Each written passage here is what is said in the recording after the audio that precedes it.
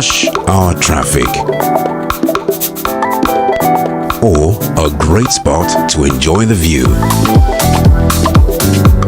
Fan milk. It's 2 p.m. in Accra, and the sun is beating down so hard the asphalt feels like it's melting under your feet.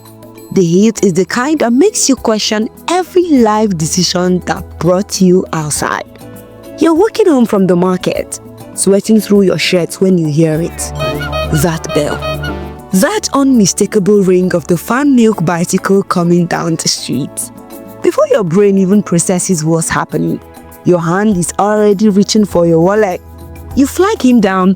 The man on the bicycle stops, opens his insulated box and pulls out a perfectly frozen ice cream bar.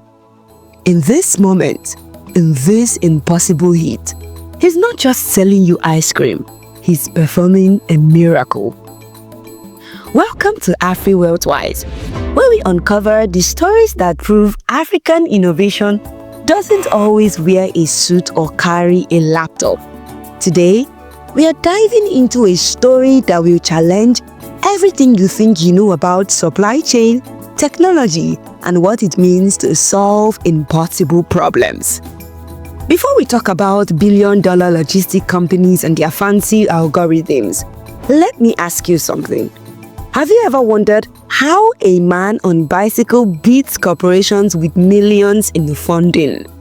That's exactly what's been happening on African streets for 60 years, and nobody is paying attention. Now ask yourself, how is this even possible?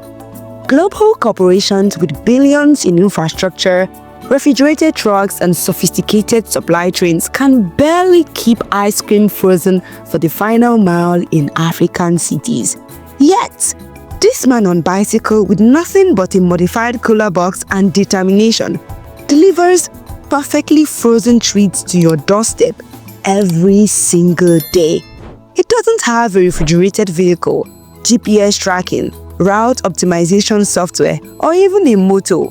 But he's built something that Unilever and Nestlé have spent decades trying to replicate and still can't match. The story begins in the 1960s Denmark, when a man named Erik Enberg had a wild idea. What if you could sell ice cream in Africa?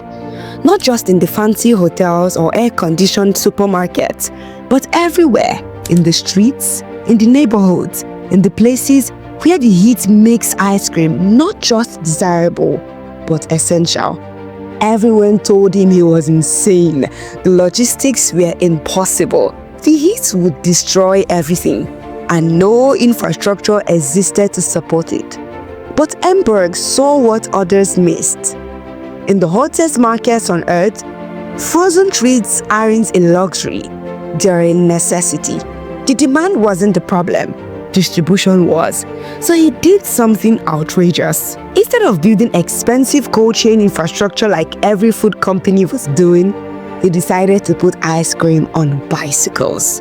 Not motorcycles, not trucks, but bicycles. The cheapest, simplest, most reliable vehicle ever invented.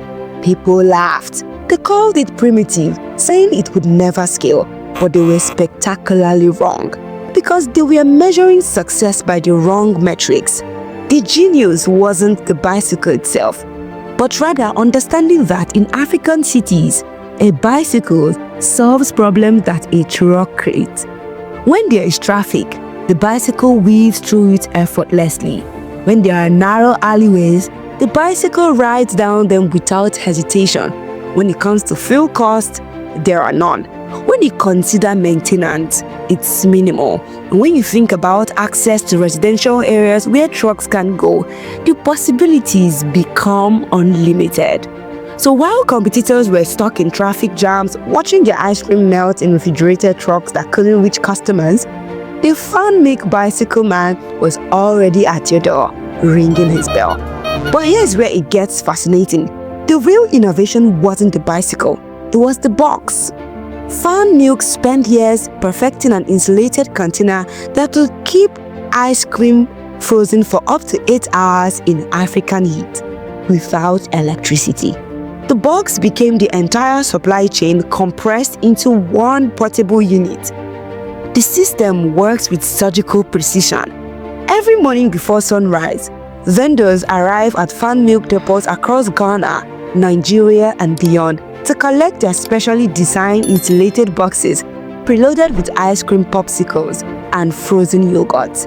Each vendor knows their territory, not from a map or GPS, but from years of riding the same streets, learning every shortcut, knowing which houses buy daily and which only buys on weekends.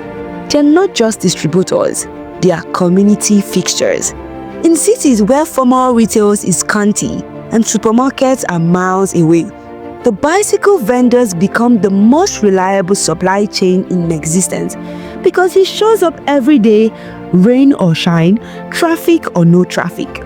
While multinational corporations are still figuring out last mile delivery with apps and drones and complicated logistics software, the fan milkman has been solving it with a bicycle bell and punctuality for 60 years. And that's the first lesson every young entrepreneur needs to understand. The biggest opportunities often hide in the constraints everyone else is running from. While multinational corporations were avoiding African distribution because it seemed too hard, Fan Milk was building an empire precisely because it was hard. Now here's what makes the truly unbeatable: the economics. A fan milk vendor is an independent micro-entrepreneur who buys product from fan milk at wholesale, sells at retail, and keeps the margin. When you think about his overhead, it's almost nothing. Just a bicycle, a box, and hustle.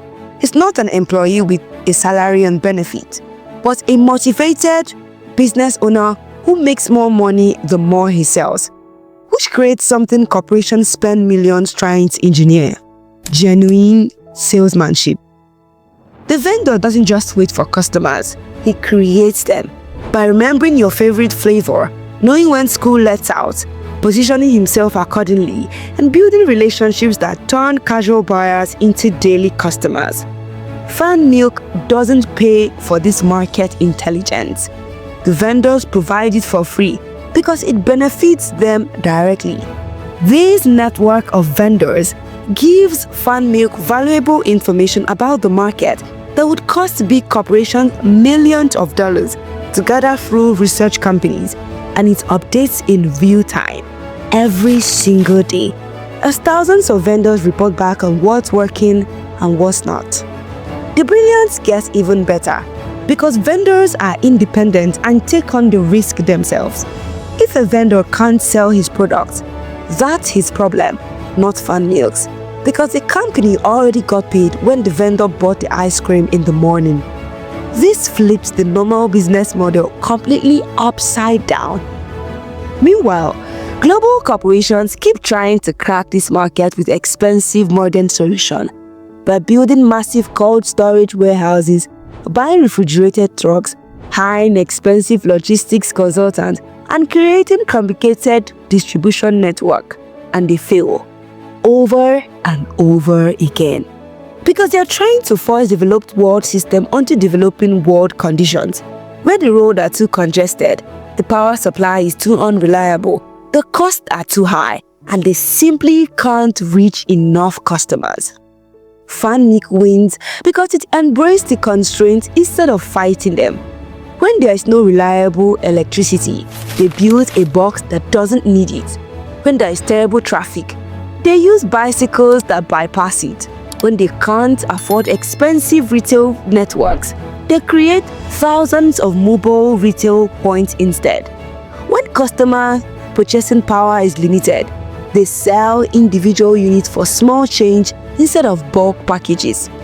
Every supposed disadvantage becomes an advantage because the system was designed for the reality, not the ideal. And that's the second lesson.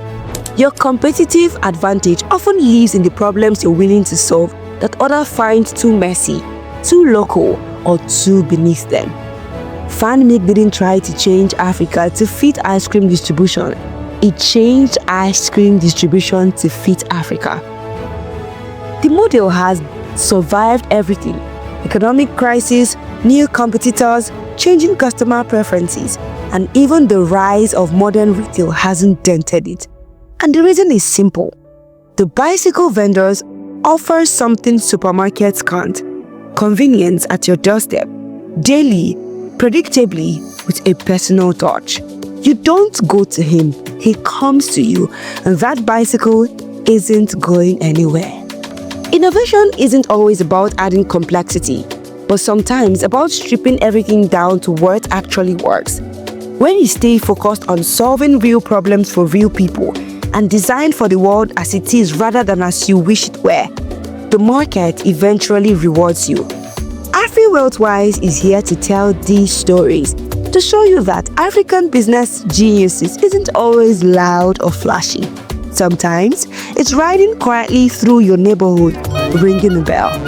If this story changed how you think about distribution, drop your thoughts in the comments and tell us what lessons hit you the hardest. Share this with that young entrepreneur who thinks that they need millions to compete with corporations, because sometimes all you need is a bicycle and a better idea.